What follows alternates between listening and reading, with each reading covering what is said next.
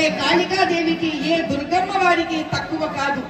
పూర్వము మన అందరికీ కూడా గ్రామాల చివరిలో ఈ తల్లి అలా గ్రామ దేవతగా నిలబడి ఆవిడ సుభిక్షంగా ఉన్నంత కాలము ఆ గ్రామంలో ఉన్న ప్రజలందరూ ఆమె పిల్లలని, ఆ ప్రజలందరూ ఆమె పిల్లలు సుభిక్షంగా అంటే ఆరోగ్యంగా బాగుండాలని, విద్య రూపంలో బాగుండాలని, ధన రూపంలో బాగుండాలని, ఏ రకమైన దుష్ట శక్తులు ఆ గ్రామంలోకి రాకూడదని భావిస్తూ ఆ గ్రామ దేవత ఆ ఊరి చుట్టూ ఒక గట్టి దిగ్బంధన వేసి కూర్చోనేది.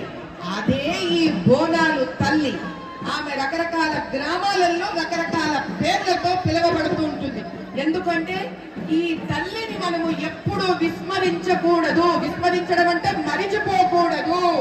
ఈ తల్లిని ప్రతి ఒక్కరూ మనసు పూర్తిగా మనస వాచ కర్మణ ఈ అమ్మవారిని మనం ధ్యానం చేసుకోవలసినదే.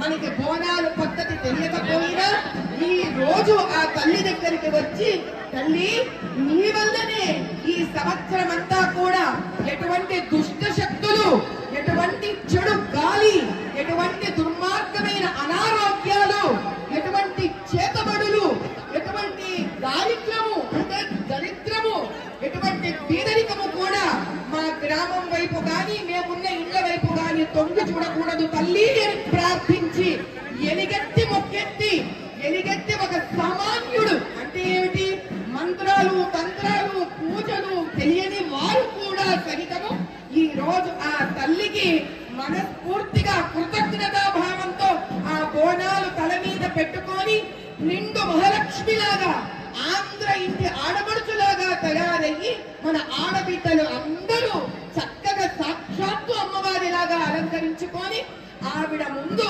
వాళ్ళ భక్తిని ప్రదర్శించి ఆ తల్లి ఆశీర్వచనం తీసుకునే అద్భుతమైన పండుగ బోనాల పండగ. కాబట్టి ఇక్కడ నుంచి సంవత్సరం అంతా కూడా ఈ తల్లి ఈ రోజు తన భక్తుల నుంచి తెచ్చుకునే శక్తితో